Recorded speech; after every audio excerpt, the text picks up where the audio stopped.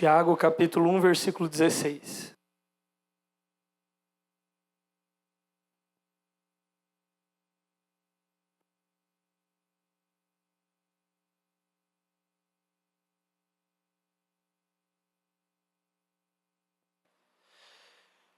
Tiago 1,16 diz assim: Não vos enganeis, meus amados irmãos. Toda boa dádiva e todo dom perfeito são lá do alto, descendo do Pai das luzes, em quem não pode existir variação ou sombra de mudança. Pois, segundo o seu querer, ele nos gerou pela palavra da verdade para que fôssemos como primícias das suas criaturas. Sabeis essas coisas, meus amados irmãos. Todo homem, pois, esteja pronto para ouvir, tardio para falar, tardio para se irar, porque a ira do homem não produz a justiça de Deus. Portanto, despojando-vos de toda impureza e acúmulo de maldade, acolhei com mansidão a palavra em vós implantada, a qual é poderosa para salvar a vossa alma. Tornai-vos, pois, praticantes da palavra, e não somente ouvintes, enganando-vos a vós mesmos, porque se alguém é ouvinte da palavra e não praticante, assemelha-se ao homem que contempla no espelho o seu rosto natural, pois a si mesmo se contempla e se retira, e para logo se esquece de como era a sua aparência. Mas para aquele que considera atentamente na lei perfeita, a lei da liberdade, e nela persevera, não sendo ouvinte negligente, mas operoso praticante, esse será bem-aventurado no que realizar. Vamos fechar os nossos olhos, vamos fazer uma oração então. Senhor Deus, nós te agradecemos já por tudo que o Senhor tem feito por nós durante esses dias. Deus, sem dúvida, o Senhor já tem usado a sua palavra para fortalecer o seu povo, e nós já temos percebido, Deus, em nossos corações, em nossas vidas, eles têm sido aquecidos, visitados pela sua palavra, Deus. E nós reservamos esses dias, porque o mundo que vivemos, Deus, está tão cheio de informações, de correria, e temos esses dias exclusivos para reabastecer as nossas forças. Temos esses dias exclusivos para, Deus, recuperar talvez o tempo perdido, ou para recebermos o combustível, meu Deus, para tantos desafios que a vida cristã apresenta, Deus. Por isso nós precisamos do Senhor. Se apieda de nós nessa manhã. Olha para nós, Deus, tão deficientes e fracos, Deus, mas podemos todas as coisas na força do seu poder.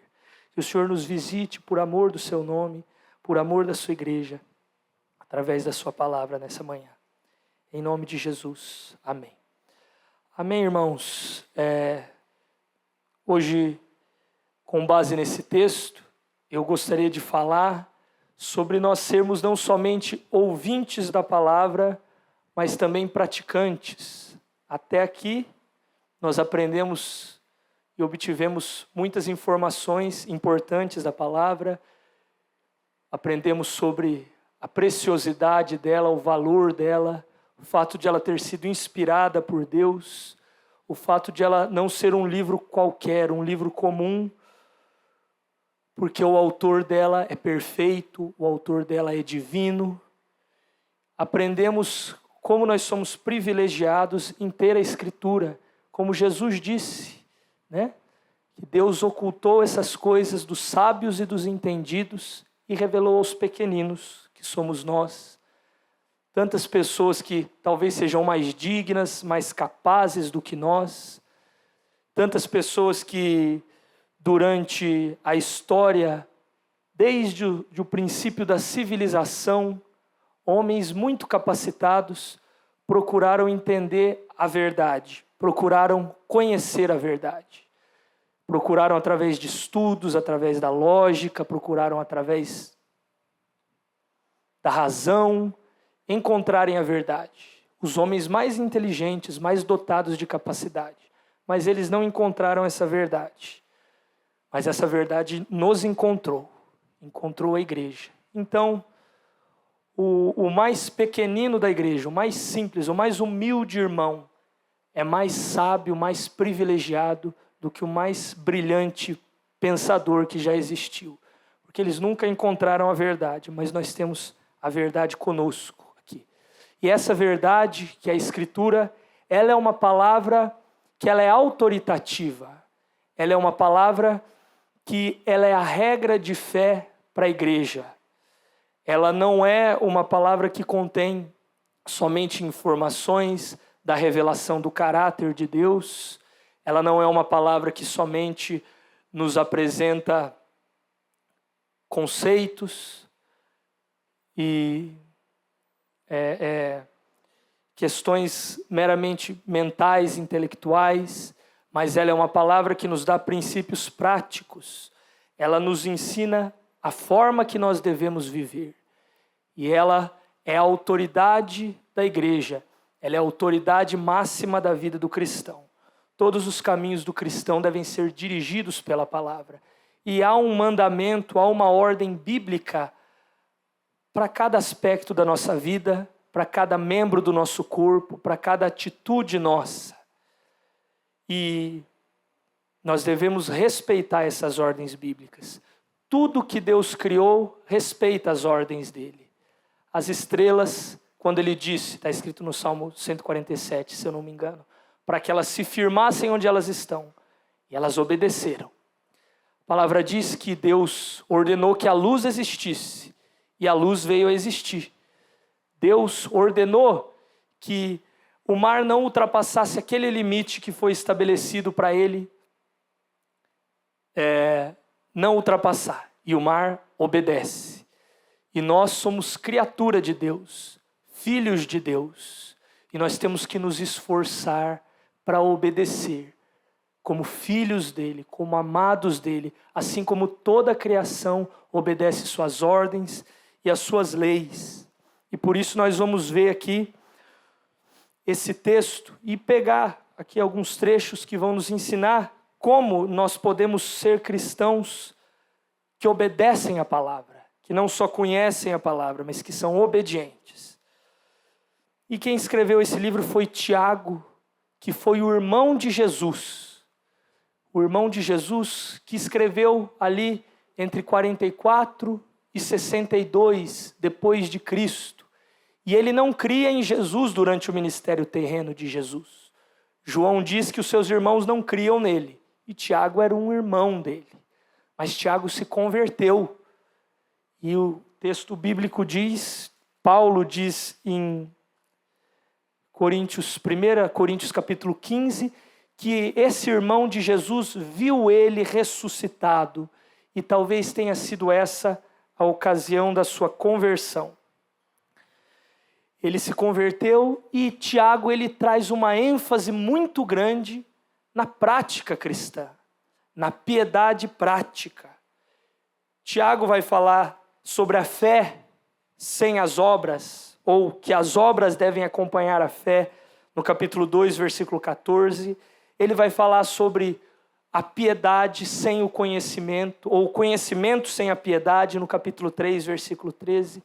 E ele vai falar, no texto que nós abrimos, sobre sermos praticantes e não meramente ouvintes da palavra.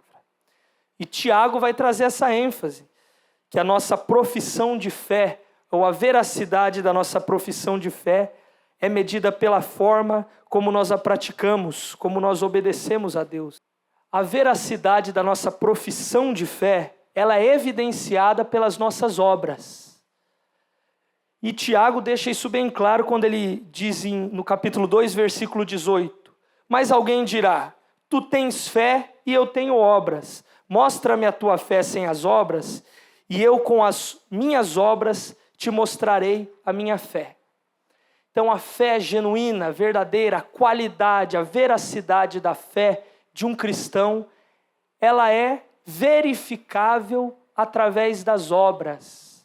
Como nós podemos descobrir que uma laranjeira é uma laranjeira por causa das suas laranjas.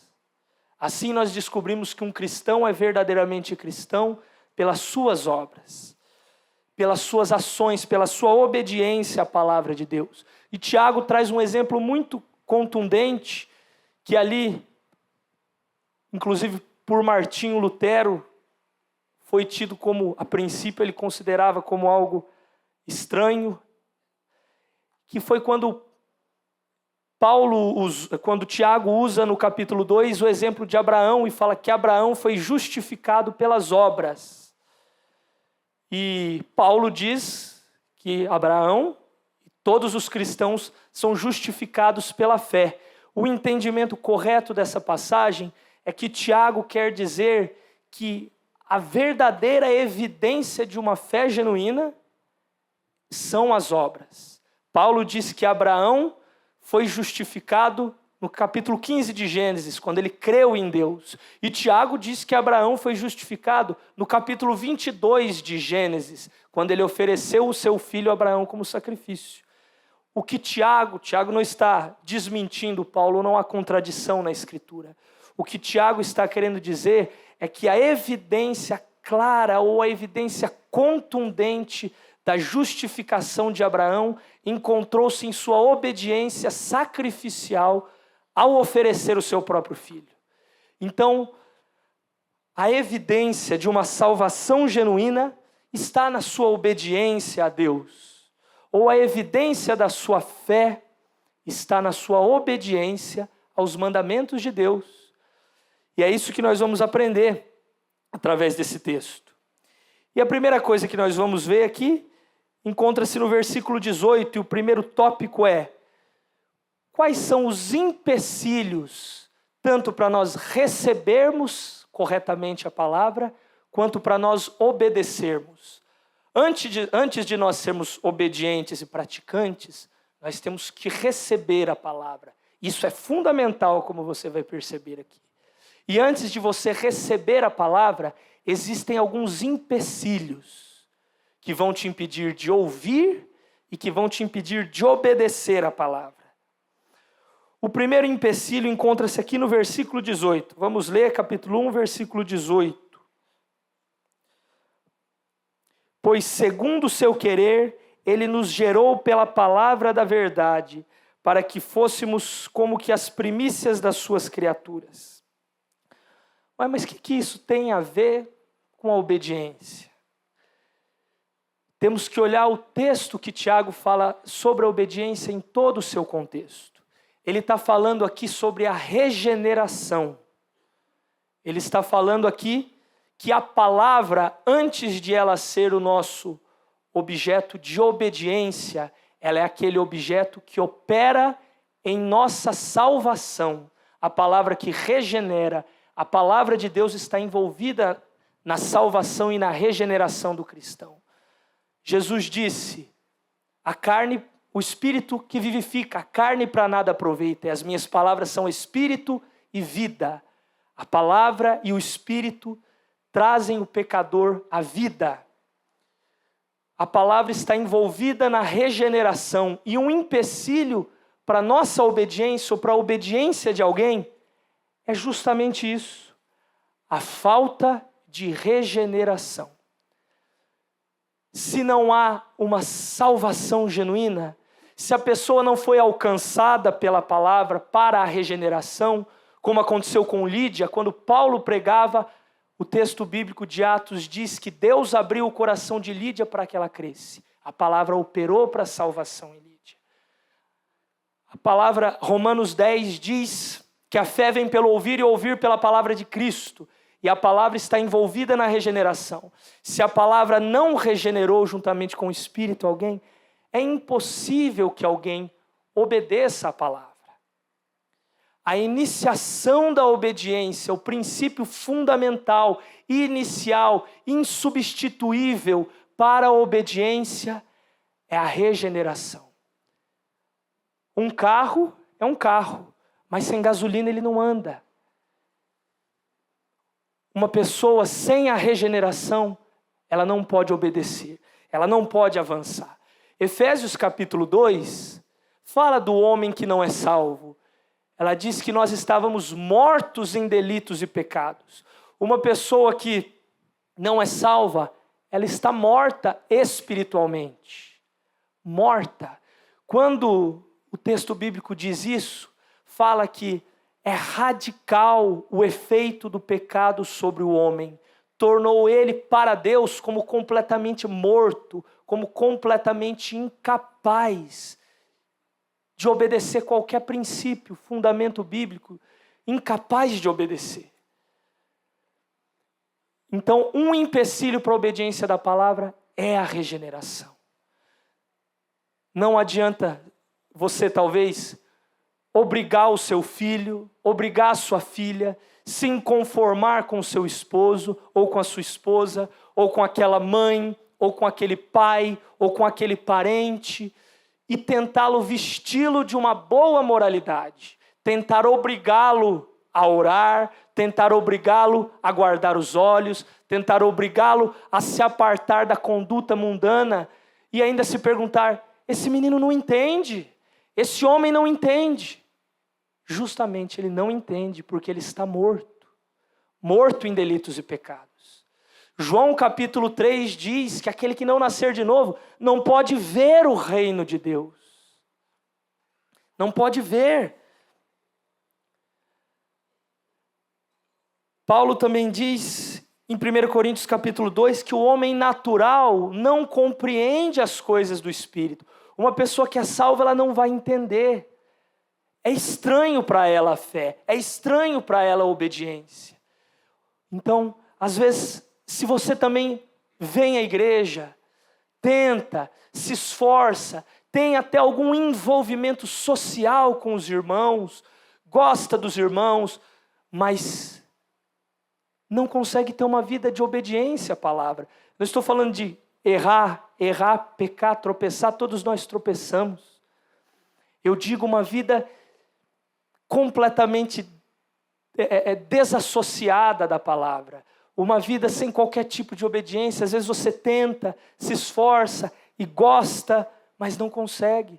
Talvez é porque ainda não tenha havido salvação na sua vida. Talvez você ainda não tenha sido alcançado efetivamente pelo Evangelho. E é possível permanecermos anos e anos e anos na igreja. É possível morrermos dentro da igreja e não sermos salvos.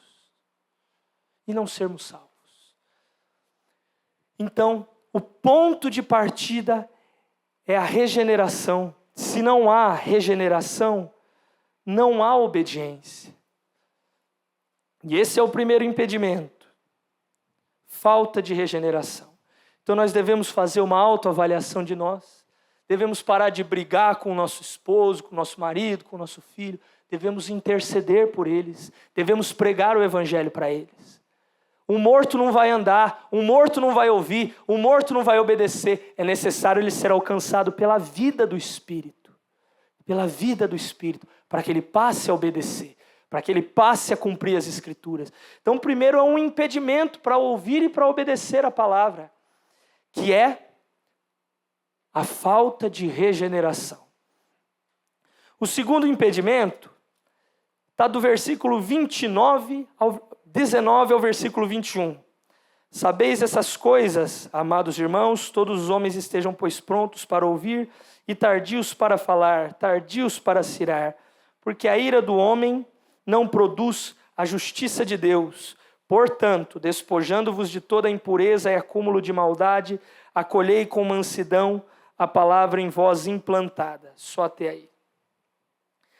Um outro impedimento é que, talvez apesar de sermos salvos, regenerados, o impedimento para ouvirmos a palavra, em primeiro lugar, e depois nos submetermos a ela, são pecados negligenciados, pecados escondidos, pecados acalentados, pecados não abandonados, ou pecados que têm se alimentado ou que têm tido sustento através das nossas vidas.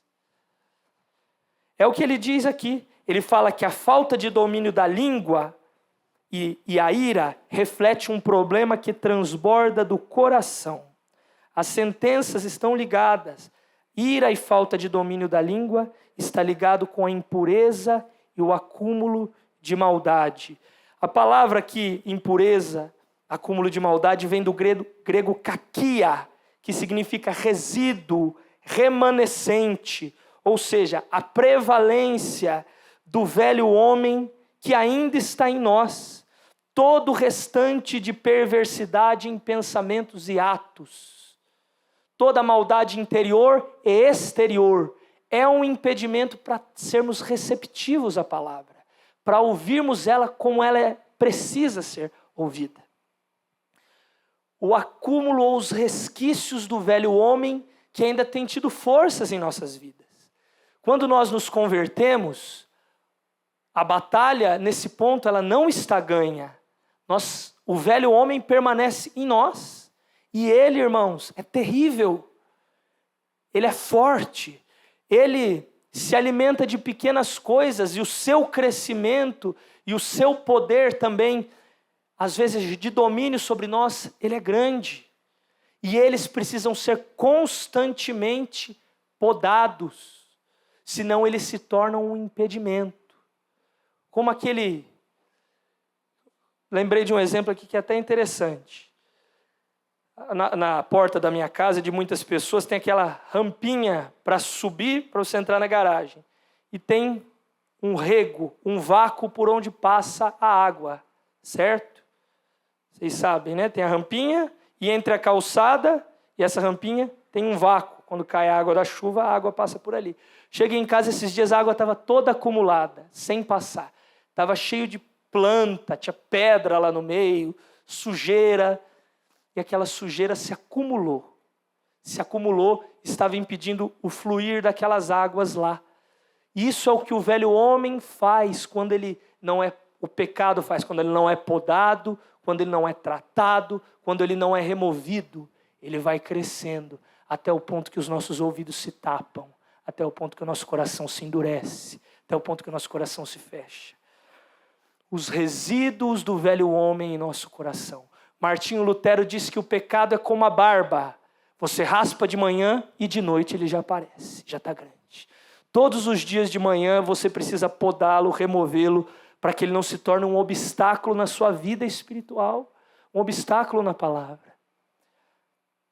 E às vezes nós nos queixamos, mas Deus, eu vou no culto,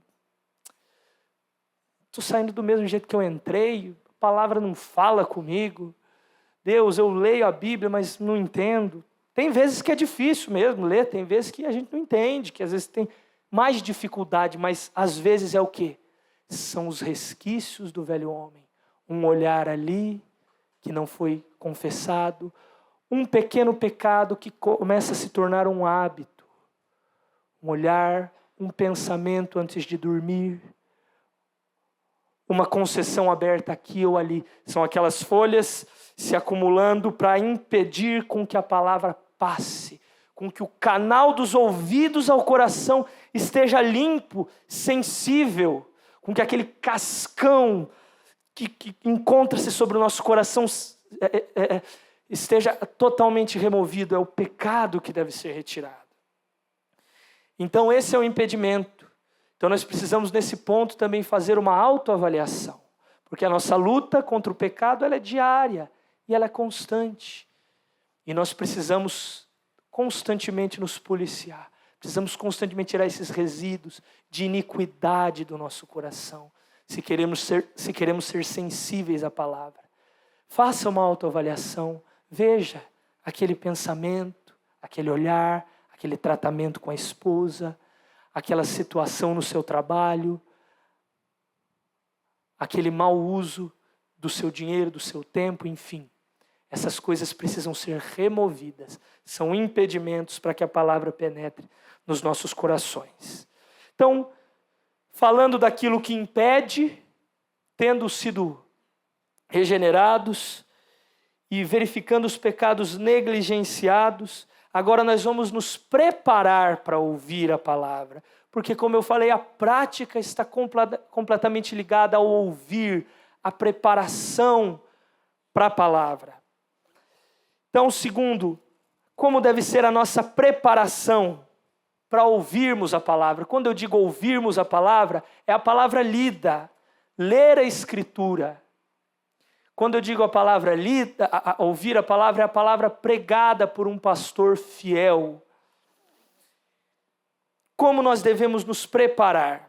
primeiro, que eu vou passar rapidamente, tendo em vista que a regeneração, a falta de regeneração é um empecilho, e tendo em vista que os pecados negligenciados são outro empecilho, importante para a preparação é pastorear o próprio coração.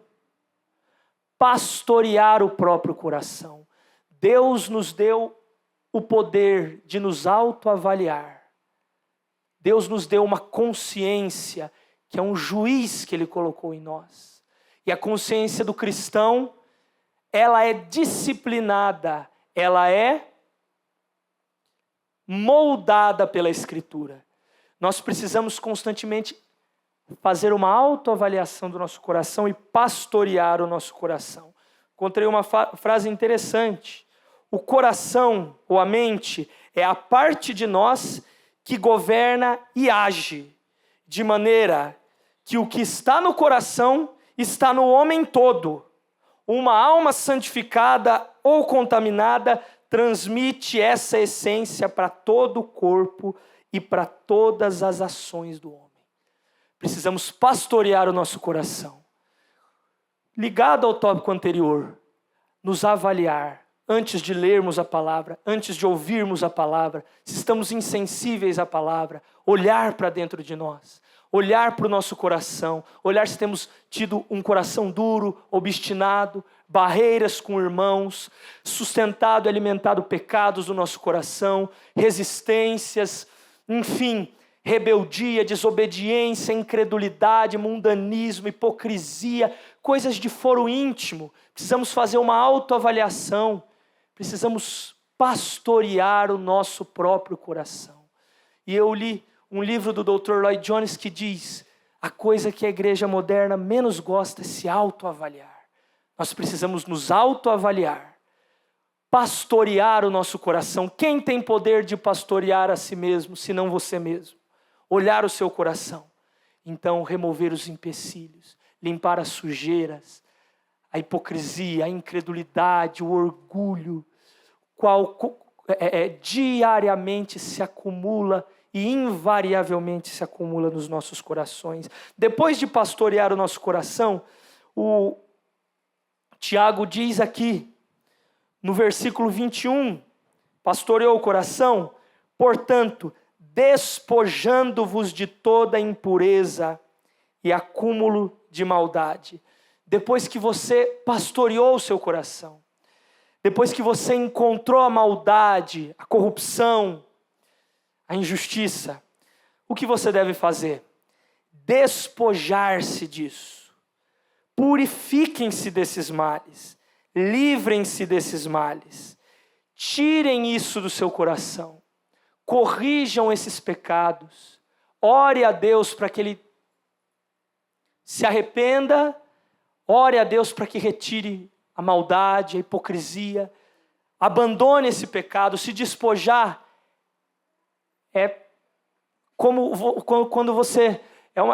essa mesma palavra se refere a quando Zacarias apresenta o sumo sacerdote Josué com as vestes sujas.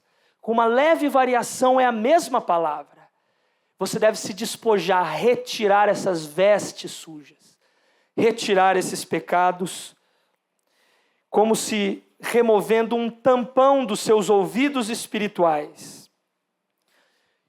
Removendo um tampão dos seus ouvidos espirituais. Foi o que aconteceu com o povo de Israel. Quando Deus foi dar a lei, em Êxodo no capítulo 20, Deus deu uma ordem no capítulo 19 para o povo de Israel. Eles iam ouvir a lei, iriam receber a palavra. Como eles estariam aptos para receber a palavra? Qual deveria ser a preparação que Israel deveria ter para estar habilitado para a palavra? Êxodo 19, 10 e 11. Disse também o Senhor a Moisés: vai ao povo e purifica-o hoje e amanhã. Lavem eles as suas vestes, estejam prontos para o terceiro dia. Porque no terceiro dia o Senhor, à vista de todo o povo, descerá sobre o monte Sinai. Ou seja, o povo deveria se preparar e se purificar antes de receber a lei que foi dada no capítulo 20. O capítulo 19, Deus mostrou uma preparação. Deve haver uma preparação, deve haver uma santificação, deve haver um ato de confissão de pecados solene e sincero, removendo o acúmulo de maldade dos nossos corações. Antes de você ler a Escritura, você deve fazer isso. Deve estar pronto, deve se preparar, deve se arrepender, deve talvez ali ter um período de oração antes de participar de um culto, de ouvir uma pregação. Seu coração não pode estar acumulado de mídias sociais, de imagens, de rancor, de discussões, de brigas. Enfim, deve haver uma preparação, uma purificação do coração, para que a recepção da palavra seja eficaz, para que não haja interferência no sinal entre o que Deus nos tem a dizer e a nossa recepção da palavra. Isaías capítulo 20, capítulo 30, 22, fala de uma maneira muito direta. Lança-las fora como coisa imunda, e a cada uma dirás, fora daqui. É isso que nós devemos dizer aos nossos pecados, para que nós recebamos a palavra de maneira adequada. E um outro ponto, para nós recebermos ainda de maneira adequada a palavra, está no versículo 21. Depois, de despojar-nos de todo o acúmulo de maldade, acolhei com mansidão a palavra em vós implantada. Acolhei com mansidão. Se arrependeu dos pecados, purificou o coração. E este ponto também é um ponto de preparação, ou no momento que estamos em contato com a Escritura. Receber a palavra com mansidão. Receber a palavra lida, a palavra pregada com humildade, com mansidão, com uma disposição em obedecer. Lermos a Escritura como crianças diante de um pai, como crianças que não sabem nada, diante de um pai todo sábio que é Deus. Ouvirmos uma pregação bíblica com uma disposição em obedecer.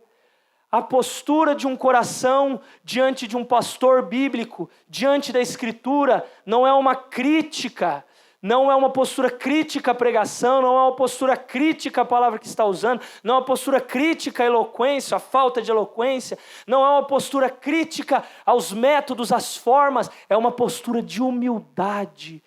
Se um homem está interpretando corretamente a Escritura, se ele está sendo fiel na interpretação de um texto, se você está lendo a palavra, você deve ser como uma criança, humilde. E como nós somos deficientes nisso, irmãos? Digo por causa de mim e com certeza outros irmãos aqui também. Como o nosso coração tende à obstinação, como o nosso coração tende a refutar, como o nosso coração tende a procurar um caminho para fugir. Você já viu aqueles ratinhos? Se você deixar uma brechazinha pequenininha na porta da sua casa, o infeliz entra lá. Assim nós somos, às vezes, diante da palavra. Encontramos uma menor ou mais, qualquer tipo de alternativa, ainda que seja pequena, para fecharmos o nosso coração, para não nos sujeitarmos à palavra. Nós precisamos orar, Deus, dá-nos corações receptivos ao que o Senhor tem a dizer, dá-nos corações humildes, não críticos. Quantas vezes nós somos assim? Quantas vezes eu sou assim? Estamos lendo a Escritura, estamos ouvindo o pregador. Mas ele não conhece meu contexto. Mas o meu caso é diferente. Nós não podemos ser assim. Nós precisamos receber com humildade. Precisamos receber com simplicidade a palavra. Isaías 62 diz: o homem para quem eu olharei é este, o aflito e abatido de espírito, e o que treme da minha palavra. Então nós precisamos tremer. E eu vou ler uma frase aqui, de uma interpretação muito interessante de João Calvino, sobre a nossa falta de humildade na recepção da palavra, de mansidão. Calvino, ele diz assim: daí haver tão pouco proveito na escola de Deus, porque dificilmente 1 em 100 renuncia à obstinação de seu espírito e mansamente se submete a Deus. Mas se desejamos ser a plantação viva de Deus, temos de subjulgar os nossos corações orgulhosos e ser humildes e labutar para sermos como cordeiros, a ponto de suportarmos ser governados e guiados por nosso pastor, Cristo Jesus. Outro comentário que eu vi de João Calvino, ele diz que todo homem nasce com alma de rei. Todo homem nasce com alma de rei. O que é um rei? É um monarca, é um soberano, manda e não é mandado. Todo homem nasce com alma de rei. Ninguém gosta de ser governado, e o pecado afetou isso em nós, irmãos, profundamente.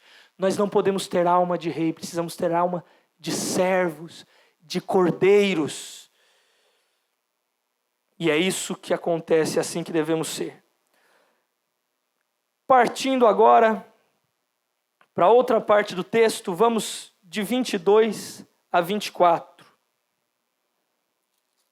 Versículo 22 a 24. Tornai-vos, pois, praticantes da palavra, e não somente ouvintes, enganando-vos a vós mesmos, porque se alguém é ouvinte da palavra e não praticante, assemelha-se ao homem que contempla num espelho o seu rosto, pois a si mesmo se contempla e se retira, e para logo se esquece de como era a sua aparência. Eu fui até esse texto com a finalidade de pregar sobre a prática da palavra. E eu vi que muito da prática da palavra está também relacionada à maneira com que nós enxergamos e recebemos a palavra. E por incrível que pareça, esse trecho também tem algo relacionado a isso. A partir daqui, Tiago vai fazer uma distinção entre dois grupos de cristãos, como Jesus fez na conclusão do Sermão do Monte em Mateus 7. O homem insensato que construiu a sua casa sobre a areia, que é o que ouve as palavras e não pratica. E o homem prudente que edificou a sua casa sobre a rocha, que é ouvinte e praticante da palavra. Ele fala, Jesus, do construtor prudente e do construtor insensato. E Tiago vai falar também do homem que ouve e não pratica, e do homem que ouve e pratica. E ele vai ensinar a nós ouvirmos a palavra com obediência e com o propósito de obedecer. Primeiro vamos ver o que faz aquele homem que ouve a palavra e não pratica. E aqui colocando pessoas, cristãos, pessoas que estão dentro da igreja, que ouvem a pregação, que estão constantemente expostos à palavra lida ou à palavra escrita. Primeiro, Tiago diz assim, agora nós vamos pegar algumas palavras importantes aqui. Ele diz aqui,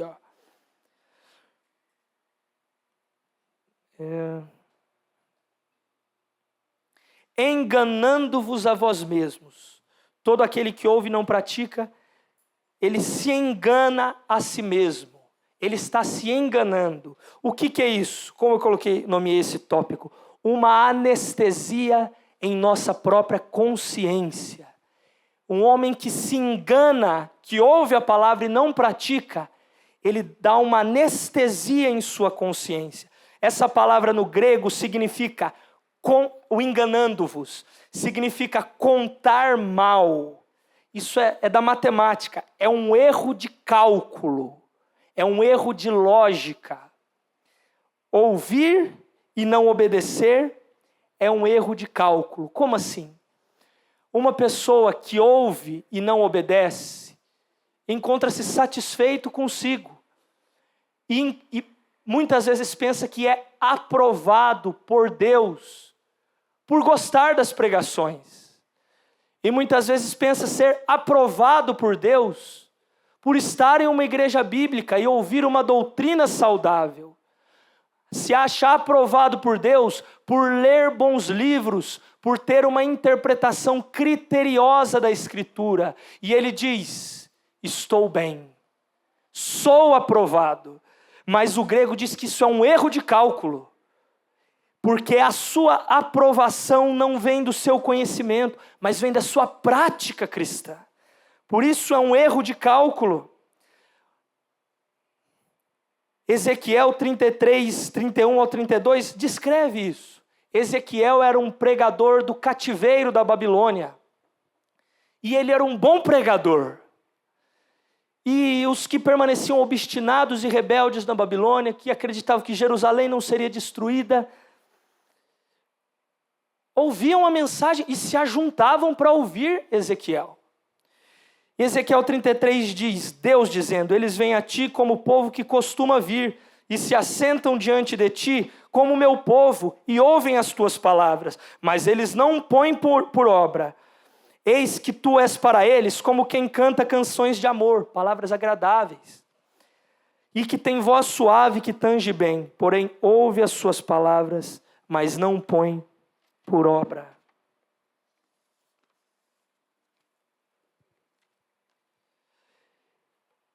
Ouvir a palavra, estar em uma igreja bíblica, ter acesso a livros cristãos saudáveis, de uma doutrina saudável, e não praticar é um erro de cálculo, é um erro de lógica. Por quê? Porque a Bíblia fala que nós não seremos julgados por Deus pelo nosso conhecimento, ainda que uma coisa esteja ligada com a outra. Ninguém faz o que não sabe, mas a negligência no fazer é um erro. Jesus disse, o Filho do Homem há de vir na sua glória com seus anjos e retribuirá a cada um conforme o seu conhecimento. Não. Retribuirá a cada um segundo as suas ações, segundo as suas obras. Então, devemos ser praticantes, porque ouvir e gostar de boas pregações, gostar da coerência, porque a doutrina cristã, o livro, a Bíblia, irmãos, por isso que existe um movimento que tem crescido hoje muito grande, de pessoas que têm a sua ética nascida da Escritura, mas não têm um novo coração. Porque a ética cristã, o compêndio cristão, o compêndio doutrinário, lógico cristão, é algo espetacular, brilhante, admirador. Qualquer ateu, eu ouvi um ateu dizer que quem fala que a Bíblia é um livro ruim, está louco. A Bíblia é um livro extraordinário. A ética bíblica, a coerência bíblica é algo magnífico. E isso conquista até mesmo pessoas que não são salvas. Todavia, a aprovação, ou eu digo, todavia, a nossa, um caráter ou uma conduta aprovada por Deus não se caracteriza no conhecimento, mas nas ações, nas obras, porque seremos julgados pelas nossas obras. Aquele que ama a Deus, como está escrito em João 14, Deus, ou Cristo, colocou em João 14, que a evidência do amor por Ele encontra-se aonde? Na obediência. Aquele que tem os meus mandamentos e os guarda, esse é o que me ama. A obediência. Então, nós precisamos colocar em obras. Se não estamos fazendo as obras, estamos felizes. Nossa, mas que palavra. Nossa, mas que livro. Nossa, mas que instrução, hein? Nossa, mas a Bíblia é um livro maravilhoso. Olha como que ela apresenta os princípios aí, familiares, éticos, né? Se você acha interessante, mas não põe em prática, você está tendo um erro de cálculo. O seu 2 mais 2 está dando 5. Por quê? O 2 mais 2 igual a 4 na Bíblia é a prática da palavra. O que é correto para Deus é sermos praticantes. Ele diz isso e diz também aqui, enganando-vos com o quê? Com falsos discursos.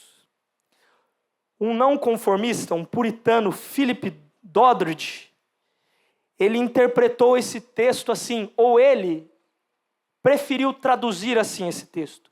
quando o homem se engana com falsos discursos, sofisticamente enganando-vos a vós mesmos. Ele está dizendo aqui, eu já até mencionei isso antes, quando nós nos enganamos, estamos fazendo um erro de cálculo, mas a nossa resolução desse cálculo, ela é sofisticada.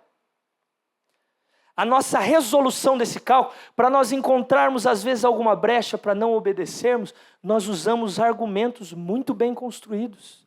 Por isso diz, sofisticamente enganando-vos a vós mesmos, justificando-se com argumentações construídas de modo sofisticado. Às vezes, para nos esquivar da obediência, nós conseguimos construir inteligentes argumentações com o fim de nos justificar e colocamos as nossas argumentações acima da palavra.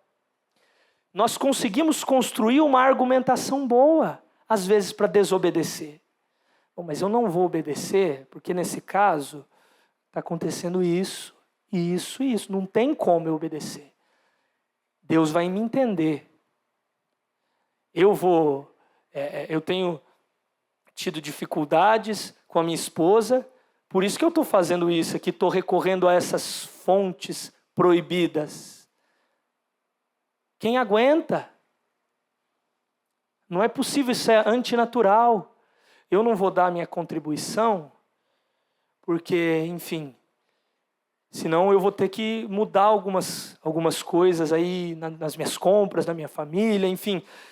Não tem jeito, nós criamos argumentações sofisticadas, inteligentes, razoáveis para desobedecer a Bíblia. A gente é inteligente para fazer isso, a gente não simplesmente se rebela de modo obstinado. Nós somos engenhosos na construção das nossas argumentações, às vezes para desobedecer. Eu vou fazer isso com a minha esposa, vou tratar ela mal, porque ela é assim. Eu não vou fazer isso por causa disso, por causa daquilo. Então, nesse caso aqui, pode desobedecer. Nesse aqui pode. Não tem problema nesse caso, né? Nesse caso pode desobedecer, tem essa cláusula, não tem, mas devia estar lá. Seria bom se tivesse lá, deviam ter colocado lá. E quem eram os mestres em fazer isso? Quem eram os detentores do conhecimento, mas que não praticavam a palavra no Novo Testamento? Quem eram? Vocês lembram? Os fariseus. O que os fariseus faziam em Marcos no capítulo 7? Inteligentes como eram e amantes do dinheiro como eram, o que eles fizeram? Chegavam nos meninos jovens e diziam, olha, a Bíblia manda você honrar seu pai e sua mãe, você deve suprir ele com seus recursos financeiros, tá? É o que a Bíblia manda. Mas, se o que você tem aí, você for dar de contribuição para a igreja, ou para a sinagoga, para a gente fazer uma reforma ali, para a gente... Nesse caso pode, tá? Nesse caso você não precisa honrar seu pai e sua mãe, e você pode usar os seus recursos para a igreja, você pode usar os seus recursos para esse fim. Os fariseus arrumaram um argumento sofisticado, mas qual que era o alvo da arrogância deles? Quebrar o mandamento bíblico. Irmãos, a palavra de Deus ela é autoritativa. Nós devemos obedecer, nós devemos cumpri-la. E às vezes nós deveremos cumpri-la sacrificialmente. Nós devemos ser fiéis, não podemos arrumar justificativas por isso ou por aquilo. O que Abraão fez quando Deus falou, Abraão, me dá o seu único filho, o único. A prova de obediência talvez mais dura que a Escritura apresenta foi a oferta do único filho de Abraão. O que Abraão poderia construir uma dissertação de argumentações para dizer, Senhor, de jeito nenhum. O Abraão podia usar a própria promessa que existia sobre Isaac, porque existia uma promessa sobre Isaac. Dele dele vem a semente bendita. Senhor, eu não vou matar Isaac porque o Senhor está errado, porque é dele que vai nascer o Messias, dele que serão bem-aventuradas as famílias da terra. Abraão podia construir uma argumentação belíssima. E o que ele fez? Não construiu argumentação nenhuma. O texto bíblico diz que Abraão obedeceu. Abraão, a Bíblia se omite nisso, mas a Bíblia não apresenta nenhum tipo de murmuração de Abraão. A Bíblia não apresenta nenhum tipo de resistência. Ainda que isso tenha sido de modo interior, nós não sabemos. Ele obedeceu, não criou uma argumentação. E o que isso quer dizer? Uma obediência à Escritura incondicional. A nossa obediência à Bíblia deve ser cega, incondicional. Devemos ser obedientes incondicionalmente à Escritura. Está falando, mas vocês são loucos, vocês são fanáticos. Quem diz que o cristão é louco é porque a Bíblia diz que a palavra da cruz é loucura para os que perecem. Mas para nós que somos salvos, é poder de Deus. Devemos ser inconsequentemente obedientes, devemos ser cegamente obedientes. Manda pagar o imposto, e é duro o imposto, vamos pagar. Os impostos de César acho que eram mais duros que o de hoje, e Jesus mandou pagar. Mandou amar a esposa, guardar os seus olhos, enfim, criar os seus filhos na admoestação do Senhor. O faça. É necessário um sacrifício, como Deus proveu o cordeiro para Abraão naquele momento da obediência consumada. Ele proverá para nós, se nos mostrarmos incondicionalmente obedientes aos seus mandamentos. Então nós devemos obedecer, sem criar nenhum tipo de justificativa. Agora vamos caminhar para a parte final, o tempo já avançou um pouco. Vamos agora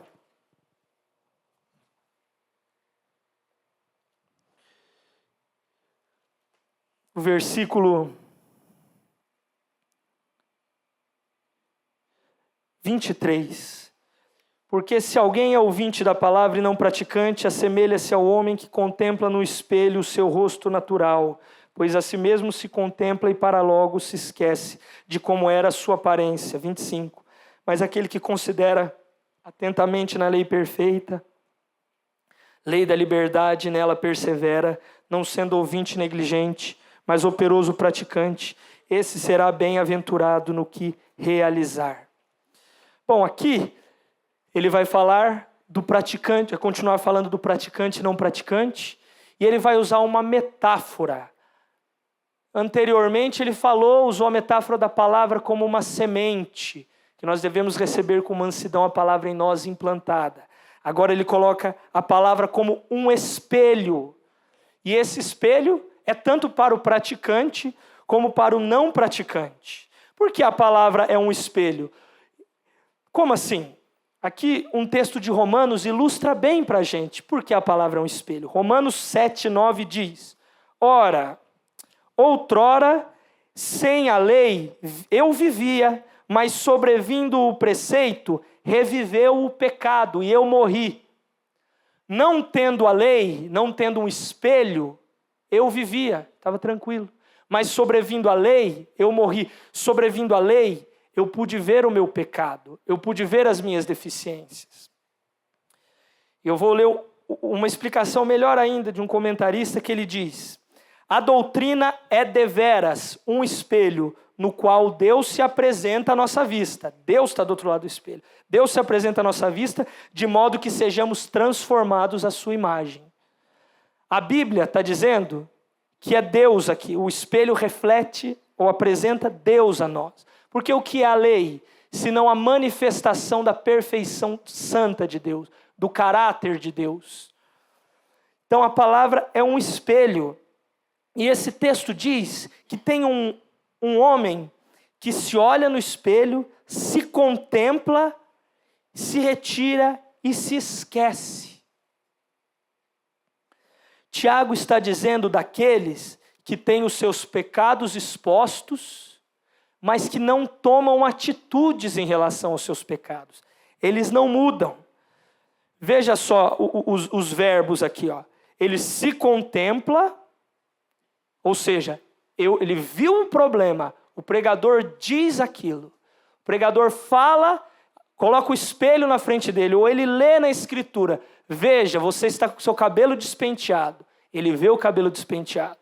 Veja, você está tratando de modo antibíblico e incorreto sua esposa. Veja, você está tratando mal seus filhos. Veja, você está incorrendo no pecado tal. veja, você está incorrendo no pecado tal. Ele se vê. Há uma constatação do problema. Eu estou errado. Isso é para mim. E o que ele faz? A Bíblia diz que o homem olha-se no espelho, se retira e se esquece. Levanta-se do culto, depois da pregação, volta para casa e come um McDonald's. Não toma alguma atitude em relação a esse pecado. Não deleta do computador aquelas coisas. Não pede perdão à esposa. Não paga aquela dívida com aquele rapaz, dono da eletrônica. Não acerta a caderneta do supermercado.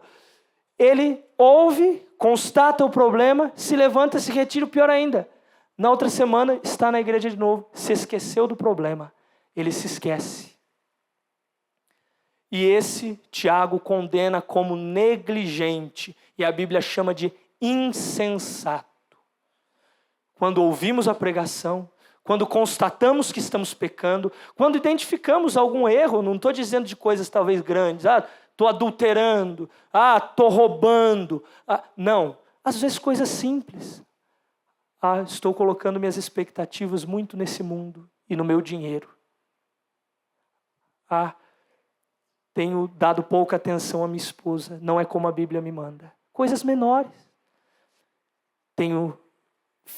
Não tenho orado com a devoção, com o coração que eu deveria. Não tenho lido as Escrituras como deveria. Não coisas grandes, coisas pequenas. O pregador apontou. E você tem que ouvir. E o negligente o que faz? Ouve, concorda, acha bom, mas não toma nenhuma atitude quanto àquilo. Esse é o espelho da palavra. E a consequência disso, às vezes uma pessoa que fica muitos anos na igreja, muitos, mas é a mesma pessoa depois de anos. Por quê? Ela não corrige os seus problemas espirituais, ela não vai crescer espiritualmente. Porque todos os dias a Bíblia expõe as suas deficiências e a necessidade de mudança. Entra ano e sai ano. Não lê a Bíblia, não trata bem a esposa, não paga as contas, não altera a sua conduta. Então passam a mesma pessoa, do mesmo jeito, as mesmas atitudes, as mesmas palavras.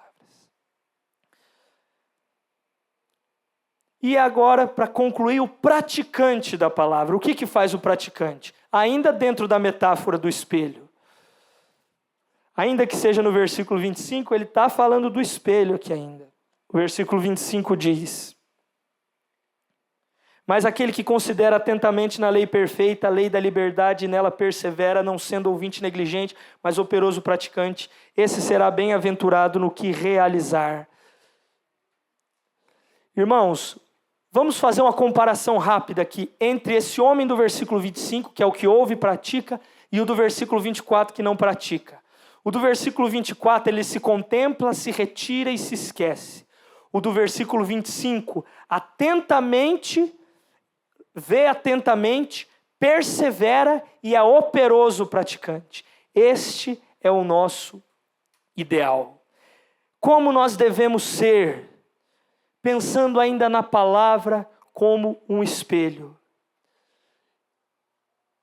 Como eu falei, nós devemos gradativamente nos corrigir as nossas obras, corrigir a nossa prática. O ouvinte praticante é aquele que se coloca diante do espelho e que muda a sua conduta.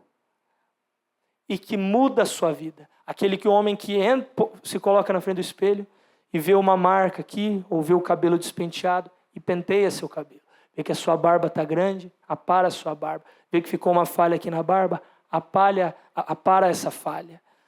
É aquele que toma atitudes quando o espelho da palavra expõe as suas deficiências. E isso é algo gradativo. Porque o texto de 1 Coríntios 3,18 diz que como um espelho nós refletimos a glória de Deus e somos transformados de glória em glória como pelo Espírito. Você não essa metáfora ela é limitada, não é que você vai ouvir uma vez a Bíblia e vai ficar perfeito. É uma construção diária, é uma correção constante. Um dia você lê na Escritura, que é o espelho da sua conduta como marido, e você vai fazer o quê? Corrige a sua conduta como marido. No outro dia você ouve a pregação que fala sobre a conduta de filhos, e você corrige a sua conduta como pai ou como filho. No outro dia você ouve como você deve lidar com o dinheiro, e você corrige a sua conduta. Você ouve como deve ser o evangelismo, e você não está evangelizando, passe a evangelizar.